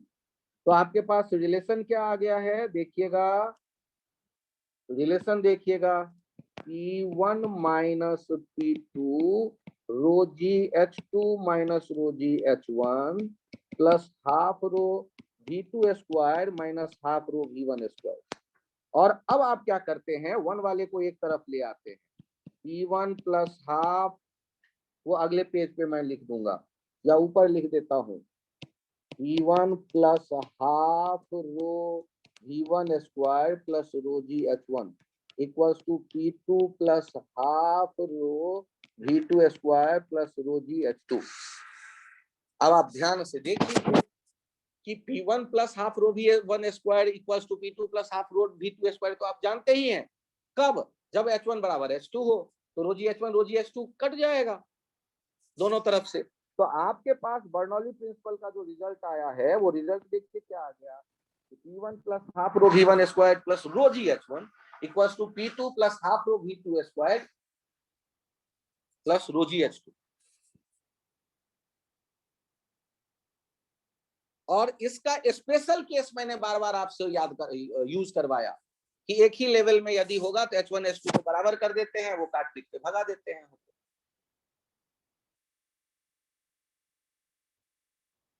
विशाल कहेगा सर फिर से भी लिख के इतना छोटा लिख दिया कि क्या करूं मैं। आगे आ जाओ, यहाँ से देखिएगा, शायद यहाँ से दिखे। चलो ठीक है, कोशिश करते हैं। फाइनल रिजल्ट हमारे काम का है। आपको मैं बुक ये भी थ्योरी वाला भी पार्ट में शेयर कर दूंगा जिसमें डेरिवेशन है, टेंशन ना लो। वो भी मैं PDF शेयर कर दूंगा, उसे भी आप एक बार देख लेना। यहाँ कोशिश करो कि आप उसका एप्लीकेशन पार्ट पे कॉन्फिडेंस हासिल करें। आप लोग मुझे बताइए, बर्नौली प्रिंसिपल में यदि पाइप अलग अलग हाइट में हुआ तो क्या खासियत आपको देखने के लिए मैंने कहा है। यदि अलग अलग हाइट होगा तो हाइट का भी चर्चा हमें करना पड़ेगा। ये P1, V1, P2, V2, A2, A1 सब कुछ है। बर्नौली क्या कहता है?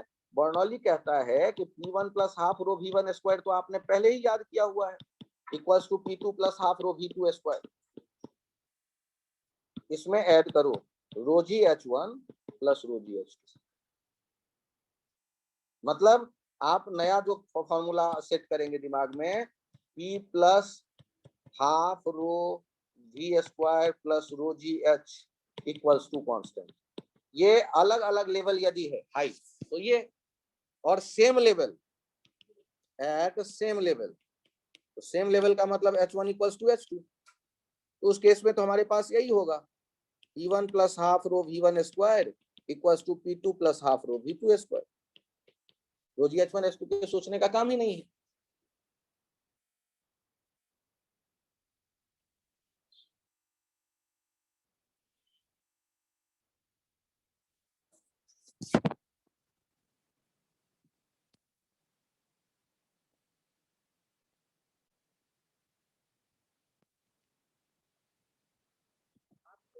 एक काम करो, जहाँ देखो पानी भरा हुआ है और आपने यहाँ और सर आवाज बहुत कम आ रही है। आप इस जगह देखना चाहते हो वेलोसिटी के लिए और पॉइंट चुनते हो ये 1 और ये 2। पॉइंट कौन कौन सा चुन लेते हो? 1 और 2। तो अब 1 और 2 वाले केस में क्या आप सेम लेवल सोचेंगे या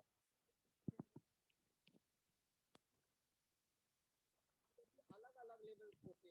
तो ध्यान से देखिए क्या फॉर्मूला आएगा।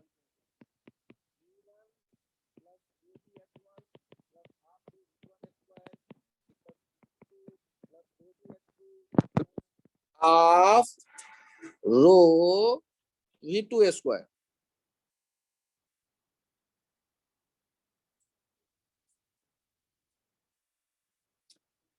हो सकता है ये प्रॉब्लम रहा हो थोड़ा सा नेटवर्क का। क्या अब साउंड क्लियर है? अब सुन पा रहे हैं? बेटर है। अब मुझे बताइए प्रेशर 1 का कितना लिखोगे आप? Pressure 1 P0। और यदि P2 का कोई पूछे तो राइट साइड में वो भी P0, क्योंकि वो भी तो बाहर है। 2 कहाँ है? एटमॉस्फेयर में। 1 भी कहाँ है? एटमॉस्फेयर से कांटेक्ट में। रो जी H यदि आप कहते हो लेफ्ट साइड वाले का हाइट, तो राइट साइड वाले का हाइट रो जी 0 हो जाएगा। यदि आपने रेफरेंस 2 को 0 माना तो 1 की हाइट क्या कहोगे? H। 2 को यदि 0 माना, रेफरेंस 2 वाला पॉइंट में यदि मैंने 0 लेवल पे है तो 1 वाला पॉइंट कितने हाइट पे है? H हाइट पे है। अरे ये समझ में आया या नहीं? तो हाइट जब H1 H2 मानना होगा तो आप कोई तो मानोगे, एक को 0 मान लिया तो दूसरे का H। और वेलोसिटी के लिए नेग्लिजिबल यदि है तो ये फिर से 0 और राइट साइड में plus half rho V square. अब देखो इक्वेशन पी नॉट तो दोनों तरफ से गया, rho G H equals to half rho V square, तो v का वैल्यू कितना हो गया √2gh। तो ये तो वही फॉर्मूला चला आया सर, तो बड़ी खुशी की बात है। अलग अलग हाइट यदि हो तो सोचते वक्त मेहनत ये करते हैं, लेकिन इसकी नौबत कम आती है। मैं सेम लेवल में 2 पॉइंट चुनने की सलाह देता हूं।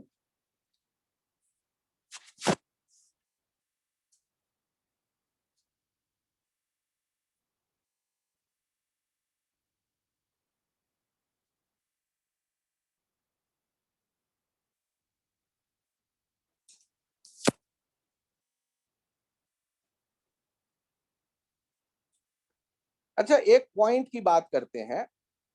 अभी अभी आपको मैंने कहा a इंटू वी क्या होता है, डी वॉल्यूम बाय dt या रेट ऑफ फ्लो।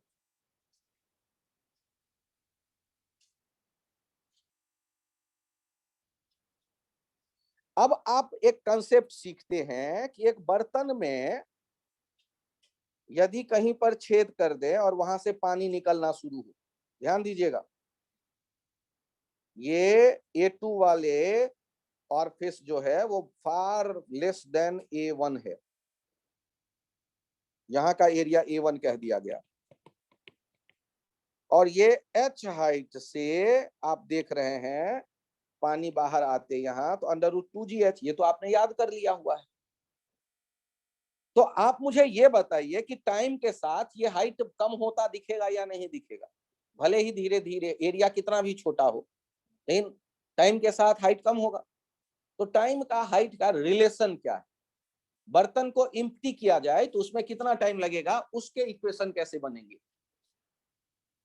तो ध्यान से देखिए कि इसके नीचे आने का जो स्पीड है दैट इज A1 V1, और यहां से जो बाहर निकल रहा है liquid that is A2 V2, ये रिलेशन बराबर होना चाहिए। A1 और हमने साथ में लिखा माइनस dH/dt। अब अकल लगाओ तो A1 के साथ माइनस dH/dt मैं कैसे लिख सकता हूं, अरे h कम हो रहा है ना, तो वेलोसिटी V1 क्या होगा, वो लेयर के नीचे आने का dH/dt। क्या ये फील किया माइनस dH/dt। और राइट साइड में क्या होगा, तो राइट साइड में फिर से वही A2 और जो वेलोसिटी है वो है √2gh। तो आपके पास एक रिलेशन आ गया minus dH by √h equals to A2/A1 into √2g और इंटू dt। ध्यान से देखिएगा, ये जो पूरा किनारे वाला पार्ट है उसमें सारे के सारे कांस्टेंट बैठे हुए हैं, dH/√h और यहां एक कांस्टेंट और साथ में dt, minus dH/√h equals to k और साथ में है dt। इस पे ध्यान दीजिए, k किसको हमने मान लिया, के हमने मान लिया है A2/A1 √2g को, के कोई कांस्टेंट कह दिया। अब मैं इंटीग्रेट करूंगा तो ये हो जाएगा 2√h, और कहां से कहां तक के लिए यदि मैं बात करता हूं, ये कहां से कहां तक, तो वो देख लेते हैं। ये तो कम हो रहा होगा ना, तो यहां कम जो भी है -2h और ये हो जाएगा k2। तो यहां से एक रिलेशन आ गया जिस पे हम फोकस करते हैं, ये जो √h है ना, ये प्रोपोर्शनल होगा t के, √h जो है ये प्रोपोर्शनल होगा t के। हाइट यदि ज्यादा है तो एम्प्टी होने में जो टाइम लगा होगा वो h से 0 होने में जो टाइम लगा होगा वो कुछ ऐसे देखेंगे, माइनस हट जाएगा, फिर 2√h इक्वल्स टू kt। तो यहां से हमने क्या देखा, √h किसके प्रोपोर्शनल हो गया, टाइम के। √h किसके प्रोपोर्शनल, तो इस एम्प्टी होने वाला जो कंडीशन है उसमें ये रेशियो के हिसाब से क्वेश्चन पूछा जाता है। रेशियो के हिसाब से। सर रेशियो के हिसाब से कैसे क्वेश्चन पूछा जाता है, ध्यान से देखिए। एग्जाम्पल रहेगा कि एक बर्तन पूरा भरा हुआ था और इस बर्तन के h/4 खाली होने में कितना टाइम लगा, 2 घंटे, ट्वाइस 2 आवर। तो आपको बताना है इस बर्तन के ये केवल h/3 पानी बचा हुआ रहे, मतलब 2h/3 खाली होने में कितना टाइम लगा होगा। शुरू से 2h/3 खाली होने में कितना टाइम लगा होगा, ये हम जानना चाहते हैं।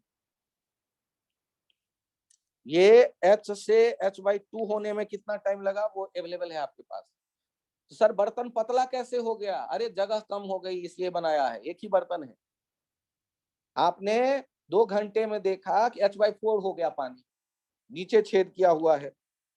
तो 2 घंटे में यदि h/4 हो गया तो कितने शुरू से कितने घंटे में 2h/3 हो जाएगा पानी का खाली हुआ पार्ट। यदि आप भरे हुए की बात करें तो h से ये कहां आ गया है, h से ये कहां आ गया है, 3h/4। h से कहां आ गया, 3h/4। और ये h से कहां आ गया, h से कहां आ गया, h/3। h से कहां आ गया, h/3। तो जब हमारे पास वो रिलेशन था ना, क्या लिखते थे, √h प्रोपोर्शनल टू t। तो पहले दो का रिलेशन देखिए कैसे लिखेंगे, √h बाय अंडर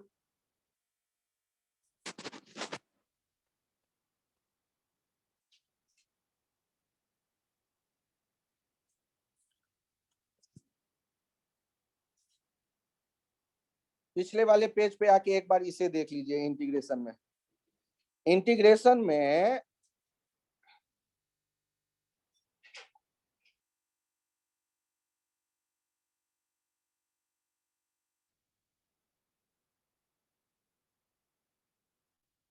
आपको जो लिखा गया है उसे ध्यान से देख लीजिएगा। 0h से 0 का मतलब क्या हुआ, पहले h तक भरा हुआ था और बाद में कितना भरा हुआ है, 0। मतलब कितने हाइट खाली हुआ है, total h। Total h height खाली होने में कितना टाइम लगा है, वो है kt। टोटल h हाइट खाली होने में जो टाइम लगा है वो है kt। तो ये वाला आइडिया, या तो उस आइडिया को फॉलो करके इसका इक्वेशन लिख देते हैं। ध्यान से देखना, पहले कितना खाली हुआ है, h/4, इसमें कितना टाइम लगा, √h/4। और बाद में कितना खाली हुआ है, √2h/3। पहले कितना टाइम लगा है, 2 आवर। और बाद में कितना टाइम, दूसरे वाले केस में शुरू से वहां तक में कितना टाइम लगेगा, t आवर। तो आप यदि इन्हें सॉल्व करके देखना चाहें तो ये हो जाएगा √3/8 equals to 2 over by t। तो t का वैल्यू निकल करके चला आएगा √8/3 इंटू 2 आवर। तो ये एक रिलेशन ऐसा दिख जाएगा। तो बड़ा अजीब सा रिलेशन आपको आते अभी एक नजर में दिख रहा होगा। ये खाली कितना हुआ, h/4। 0 से h/4 खाली होने में कितना टाइम लगा, तो 0 से h/4 तक भरा था, वो h/4 खाली हुआ, उसमें कितना टाइम लगा ये देख रहे हैं। ये हो सकता है कहीं आपको डिस्टर्ब करे या गलत करे या परेशान करे, तो आप रेशियो को 1 सेकेंड रुक जाइए, इस नजरिए से देखिए। H1 से H2 मान लो हो गया लेवल। पहले H1 लेवल तक पानी भरा हुआ था और अब H2 लेवल तक पानी भरा हुआ है। पहले H1 लेवल तक भरा हुआ था, अब H2 लेवल तक पानी भरा हुआ है। तो ये जब आप देखेंगे ना, तो तब ये रिलेशन लेफ्ट साइड में जो आएगा वो -√H2 ये H1 तक भरा था, तो H1 - H2 वाला आ जाएगा इक्वल्स टू KT। इंटीग्रेशन जब आप पढ़ लेंगे तो इस तरह के क्वेश्चन आपको थोड़ा ज्यादा आसान लगने लगेगा। ये रिलेशन मैं लिख रहा हूं k/2 into T, k/2 into T. यहां से ये ऐसा रिलेशन एक आया है, इस पे फोकस करिएगा। मैंने पहले माना H1 तक भरा हुआ है, शुरू का हाइट है H1। और बाद में कम होके हाइट हो गया है H2। तो जो इंटीग्रेट करेंगे ना उसमें लिमिट रखेंगे, कहां से कहां, H1 से H2, पीछे एक माइनस साइन है तो पहले अपर लिमिट आएगा फिर लोअर लिमिट, और पीछे एक माइनस आया है जिसके कारण पहले लोअर लिमिट और फिर अपर लिमिट। तो under root H1 minus under root H2 equals to K/2 into T। ये रिलेशन हमारे पास आ रहा है। यदि इस रिलेशन को ध्यान से देखें, इस रिलेशन को फिर से मैं एक बार आपको लिख के बता दूं कि यदि पहले पानी भरा हुआ है H1 तक और बाद में पानी भरा हुआ है H2 तक, तो इसमें जो नीचे आपने छेद किया और इससे पानी निकल करके बाहर आया, इसमें जो टाइम लगा ये टी कैसे आ रहा था आपके पास, twice under root H1 minus H2 equals to KT।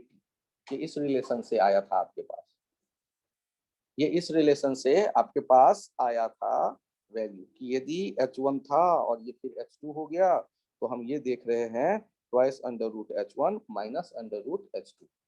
इसको यूज करके हम लोग काम कर सकते हैं, कभी मौका मिलता है तो इसको यूज करके काम कर सकते हैं। ये डायग्राम बना करके ये कंसेप्ट देख लीजिएगा,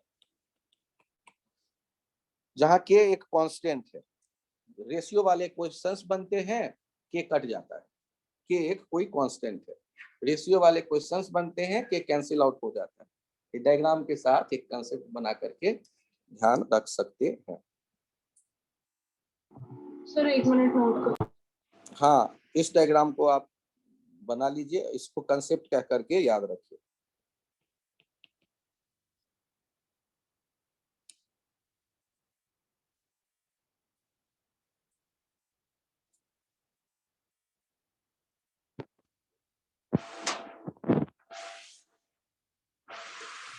हो गया सर। अब मैं चाहता हूं कि एक बार आपको जो क्वेश्चंस हैं आपके एक्सरसाइज के, मैंने क्वेश्चन नंबर 39 से 54 या यूं कह लो 40 से 55, 40 से 55 में 15 क्वेश्चन है। तो क्या मैं उन 15 क्वेश्चन को आपके सामने प्रेजेंट कर दूं, जिससे आपको एक बार और इस आइडिया को अप्लाई करके देखने का मौका मिल जाएगा। 10 मिनट का ब्रेक कर देता हूं, 5:16 हुआ है। आप एक काम करिए, 5:30 से कंटिन्यू करिए, फिर 10 मिनट 14 मिनट आप लोग टहल लीजिए, और उसके बाद मैं 20 मिनट 15 मिनट लूंगा या 20 मिनट लूंगा, जिसमें आपके वो क्वेश्चंस के कोशिश करूंगा कि ब्रीफ आपके सामने रख दूं। ठीक है, तो 10-15 मिनट टहल लीजिए, और मैं उसके बाद, क्योंकि अभी तुरंत आपका केमिस्ट्री क्लास तो नहीं ना होना है, उसके तो उस टाइम पे ही होगा, यदि होगा सर लेंगे, पक्का कहा हुआ है। 550 से। हाँ बताएं प्लीज। सर 550 से होगा। 550 से होगा ना, तो 5:30 तक आप लोग रिलैक्स करिए और 15 मिनट फिर मुझे टाइम दीजिए। 5:30 तक आप रिलैक्स करिए, ये टहल वहल लीजिए। 5:30 मतलब मेरे हिसाब से अभी अब आपके पास 14 मिनट 14 मिनट मैं ये कंटिन्यू रख रहा हूँ लेक्चर, और आप 15 मिनट टहल लीजिए, मैं अपने आप शुरू कर दूंगा 5:30 पे।